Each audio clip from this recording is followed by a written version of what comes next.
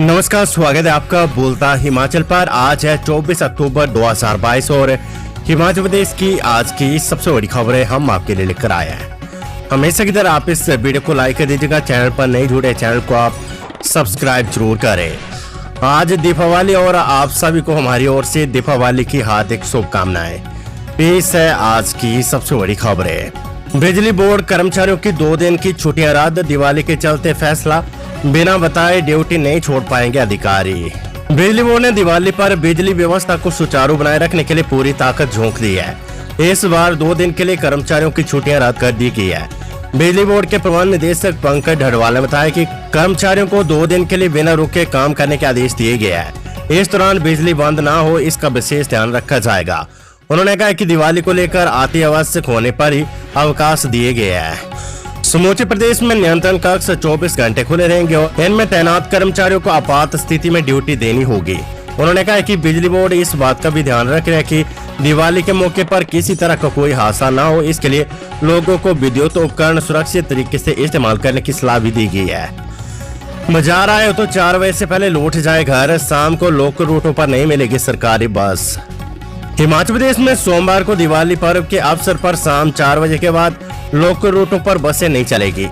ऐसे में यात्रियों को बसों की टाइमिंग को ध्यान में रखते हुए सोमवार को यात्रा करनी होगी।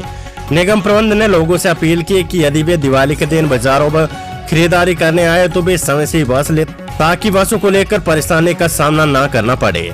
वहीं शहर में दिवाली पर लॉन्ग रूट पर भी अधिक बसें नहीं चलेगी। निगम लॉन्ग रूट पर भी एक बसें चलाएगा। शिमला, मंडी, कांगड़ा, चंबा, ऊना, बिलासपुर व हमीरपुर आदि जिलों में सुबह लॉन्ग रूट पर चलने वाली बस ही चलेगी।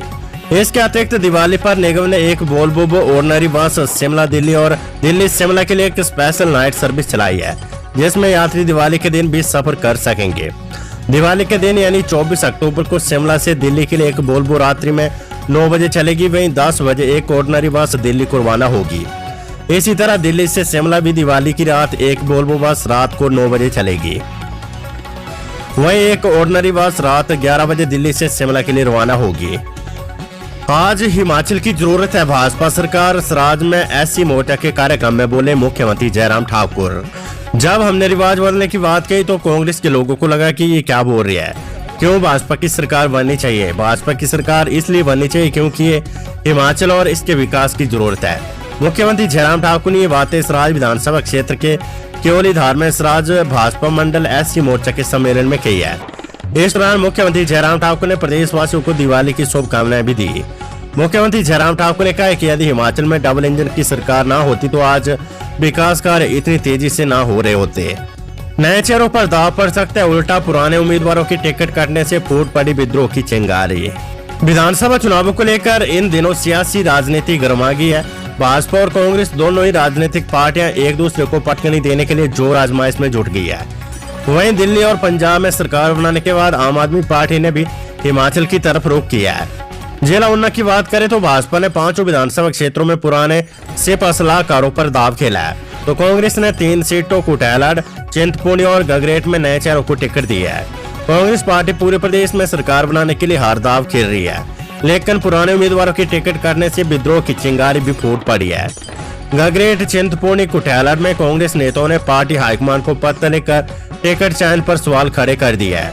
उक्त नेताओं ने पार्टी हाईकमान से टिकट भरने की बात कही है। पुराने उम्मीदवार किसी भी सूरत में नए प्रत्याशी को सहन करने को नहीं देख रहे हैं। इन नेताओं का कहना है कि अगर पार्टी हाईकमान ने 24 अक्टूबर तक टिकट नहीं बदले तो इन्हें आगामी रणनीति बनाने के लिए मजबूर होना पड़ेगा। आईजीएमसी के 13 मंजिला ओपीडी भवन पर लटकी एनजीटी की तलवार। आईजीएमसी में बने नए ओपीडी भवन का सरकार ने चुनाव आचार संहिता से पहले उद्घाटन तो कर दिया, लेकिन आज तक ओपीडी शुरू नहीं हो पाई है। चुनाव के बाद यह ओपीडी शुरू करने की अनुमति मिल सकती है। बताया जा रहा है कि इस भवन पर एनजीटी की तलवार लटकी है। वहीं अब चुनाव आचार संहिता भी लगी है। ऐसे में ओपीडी भवन के शुरू होने का लोगों को फिर से इंतजार करना पड़ेगा। चुनाव आचार संहिता हटने व एनजीटी की प्रक्रिया पूरी होने के बाद ही ओपीडी पुराने से नए भवन में शिफ्ट होगी। बता दें कि आईजीएमसी में प्रदेश भर से सैकड़ों मरीज अपना उपचार करवाने आते हैं। अगर भवन में बन रही ओपीडी शुरू हो जाती तो यहाँ पर मरीजों को धक्के खाने को मजबूर नहीं होना पड़ता। हिमाचल के 150 स्कूलों में एनएसएस यूनिट शुरू, केंद्र से ग्रांट मिलने के बाद जारी होगा बजट। केंद्र सरकार से स्वीकृति मिलने के बाद शिक्षा विभाग ने राज्य के 150 सरकारी स्कूलों में एनएसएस यूनिट शुरू कर दी है। अब इन स्कूलों में भी एनएसएस गतिविधियां करवाई जाएगी। हर जिले के 10 से 12 स्कूलों में ये नई यूनिट शुरू की गई है। विभाग की माने तो इन स्कूलों को केंद्र से ग्रांट आने के बाद ही बजट जारी किया जाएगा। इस बार केंद्र ने प्रदेश का एनएसएस बजट बढ़ाया है। इसके तहत नियमित गतिविधियों के लिए अब संस्थानों को 25,000 रुपए की जगह 45,000 रुपए की ग्रांट दी जाएगी और विशेष अभियान के लिए 22,500 रुपए की जगह 35,000 ग्रांट मिलेगी। प्रदेश में अब 950 स्कूलों में एनएसएस यूनिट है। हिमाचल में चुनाव प्रचार के लिए कांग्रेस को मिला हेलीकॉप्टर, 3 नेता करेंगे इस्तेमाल। हिमाचल प्रदेश में कांग्रेस का चुनावी प्रचार अब जोर पकड़ेगा। इसी कड़ी में पार्टी हाईकमान ने चुनाव प्रचार को गति देने के लिए प्रदेश कांग्रेस को हेलीकॉप्टर उपलब्ध करवा दिया है। इसके तहत प्रदेश कांग्रेस चुनाव समिति के अध्यक्ष ठाकुर सुखविंदर सिंह सुक्खू को 25 अक्टूबर को प्रातः 11 बजे हेलीकॉप्टर से पहले मनाली जाएंगे और उसके बाद सरका घाट पहुंचेंगे। इसी तरह कांग्रेस प्रदेश अध्यक्ष प्रतिभा सिंह भी मंगलवार को शिमला से झंझेली के लिए हेलीकॉप्टर से जाएगी। कांग्रेस प्रयासरत है कि हर विधानसभा क्षेत्रों में पार्टी के वरिष्ठ नेताओं की रैली करवाई जाए। सूचना के अनुसार कांग्रेस प्रदेश अध्यक्ष प्रतिभा सिंह, नेता प्रतिपक्ष मुकेश अग्निहोत्री, प्रचार समिति के अध्यक्ष सुखविंदर सिंह सुक्खू को मुख्य रूप से हेलीकॉप्टर का प्रयोग करेंगे। नेता प्रतिपक्ष मुकेश अग्निहोत्री बोले, सरकार 5 साल काम करती तो प्रधानमंत्री की रैली करवाने की जरूरत नहीं पड़ती है। प्रदेश सरकार के पास अपने 5 साल के कार्यकाल की ऐसी कोई भी उपलब्धि नहीं है जिसके नाम पर भी जनता के बीच जाकर वोट मांग सके। नेता प्रतिपक्ष मुकेश अग्निहोत्री ने ये बात कही है। उन्होंने कहा कि भाजपा सरकार ने कर्ज लेकर घी पीने का काम किया है और सरकार की एकमात्र उपलब्धि कर्ज लेना ही रही है। अग्निहोत्री ने कहा कि प्रदेश पर आज 17,000 करोड़ से अधिक का कर्ज है। मुख्यमंत्री जयराम ठाकुर आज तक के सबसे अधिक कर्ज लेने वाले मुख्यमंत्री है। अग्निहोत्री ने कहा कि भाजपा चाहे जो मर्जी हथकंडे अपना ले, उसकी सत्ता से विदाई तय है। डैमेज कंट्रोल में जुटे भाजपा नेता, नामांकन वापसी तक करेगा रूट हुक्मनामे का सिलसिला। विधानसभा चुनाव के लिए जारी नामांकन प्रक्रिया के बीच भाजपा के राष्ट्रीय अध्यक्ष जगत प्रकाश नड्डा, मुख्यमंत्री जयराम ठाकुर, राष्ट्रीय उपाध्यक्ष सोदान सिंह तथा प्रदेश प्रभारी अविनाश राय खन्ना सहित अन्य नेता डैमेज कंट्रोल में जुट गए हैं। इसके तहत जेपी नड्डा ने अपने गृह क्षेत्र बिलासपुर में डेरा डाल दिया तथा लंच डिप्लोमेसी के माध्यम से उन्होंने गिले शिकवे दूर करने के प्रयास किए हैं। सूत्रों के अनुसार मुख्यमंत्री जयराम ठाकुर ने भी ऐसे कई नेताओं से बात की है। उन्होंने स्पष्ट किया कि पार्टी प्रत्येक कार्यकर्ता के मान सम्मान का पूरा ध्यान रखेगी। भाजपा के राष्ट्रीय उपाध्यक्ष सोदान सिंह भी लगातार कार्यकर्ताओं के बीच जाकर प्रचार करने के अलावा रूटों को मना रही है।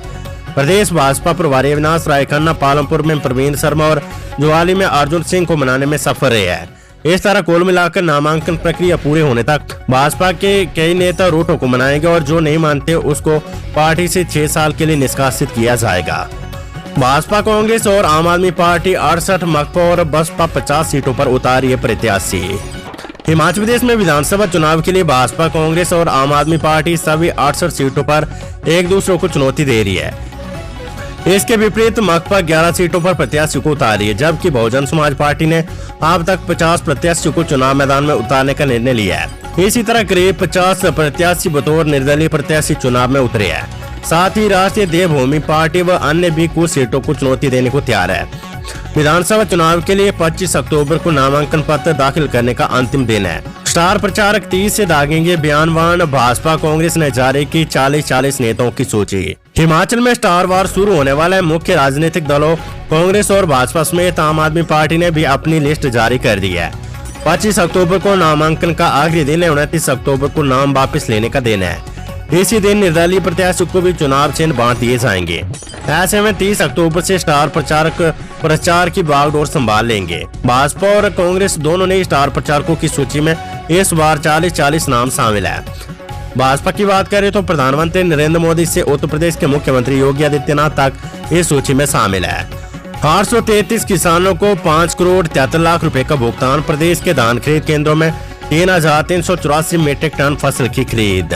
धान खरीद केंद्रों में किसानों की धान की खरीद जोरों पर चल रही है। धान की फसल बेचने के लिए किसान धाड़ाधाड़ पोर्टल बुक करवा रहे हैं। प्रदेश में किसानों से धान खरीद करने के लिए बनाए गए केंद्रों में अब तक किसानों से 3,384 मीट्रिक टन धान की फसल की खरीद की गई है। प्रदेश में किसानों से धान खरीदने के लिए खाद्य आपूर्ति विभाग द्वारा बनाए गए 10 केंद्रों में फसलें बेचने के लिए खाद्य आपूर्ति विभाग के पोर्टल पर प्रदेश के 4083 किसानों ने पंजीकरण करवाया है। 4083 किसानों में से 3008 किसानों को टोकन नंबर जारी किए गए हैं। खबर कांग्रेस से हिमाचल कांग्रेस कमेटी में 10 नई नियुक्तियां, सुशांत कापरेड को मिली अहम जिम्मेदारी। हिमाचल प्रदेश कांग्रेस के प्रदेश प्रभारी राजीव शुक्ला ने विधानसभा चुनाव के दृष्टिगत प्रदेश कांग्रेस कमेटी में एक उपाध्यक्ष, एक महासचिव, 7 सचिव और एक वरिष्ठ प्रवक्ता की नियुक्ति की है। इसके तहत सुशांत कापरेड को पार्टी का वरिष्ठ प्रवक्ता नियुक्त किया गया है। इसी तरह पुष्पराज शर्मा को उपाध्यक्ष, रोहित बस धामी को महासचिव, गीताराम ठाकुर, नीरज बख्शी, रवि चौहान, राजेश वर्मा, अजय आजाद, निहाल ठाकुर और चुनीलाल चौहान को प्रदेश कांग्रेस कमेटी का सचिव नियुक्त किया गया है। ये नियुक्तियां विधानसभा चुनाव तक प्रभावी मानी जाएगी।